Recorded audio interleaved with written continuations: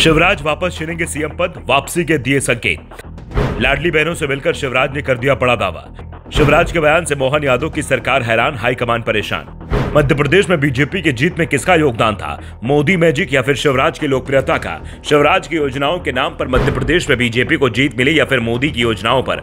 BJP के नेता भले ही दावा कर रहे हो कि जीत मोदी मैजिक का कमाल है, लेकिन जमीनी हकीकत कुछ और ही कहानी कह रहे हैं। कांग्रेस भी मान रही है जीत मोदी के चेहरे पर नहीं बल्कि शिवराज की लाडली बहना के चलते मिली है। शिवराज जो योजनाएं 6 महीने पहले लाए थे उसने खेल कर दिया। बीजेपी को उम्मीद 100 सीट की भी नहीं थी, लेकिन शिवराज के नाम पर 163 सीट जीत गई। फिर भी बीजेपी ने शिवराज को सीएम नहीं बनाया, लेकिन शिवराज भी मैदान छोड़ने को तैयार नहीं है। शिवराज ने अपनी तुलना भगवान राम से कर दी है और यह भी संकेत दे दिया है कि अभी वनवास है, यानी वनवास के बाद फिर से राजपाट मिलेगा।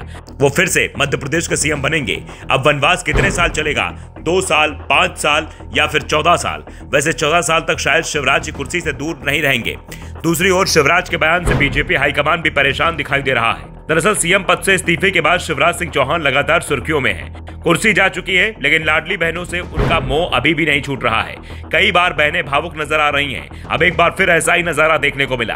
पूर्व मुख्यमंत्री शिवराज सिंह चौहान सीहोर जिले के शाहगंज पहुंचे थे। इस दौरान अपने भैया से मिलकर लाडली बहनें भावुक हो गई और गले लगकर जमकर रोने लगी। बहनों को संबोधित करते हुए पहली बार शिवराज ने अपनी कुर्सी जाने को लेकर बयान दिया।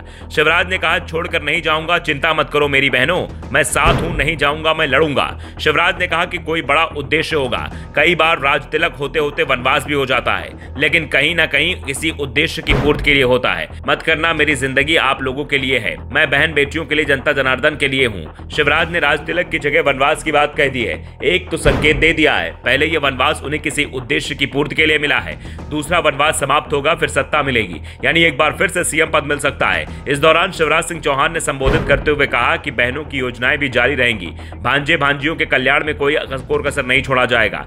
लाडली बहना के लिए जो कहा है हम वो करेंगे।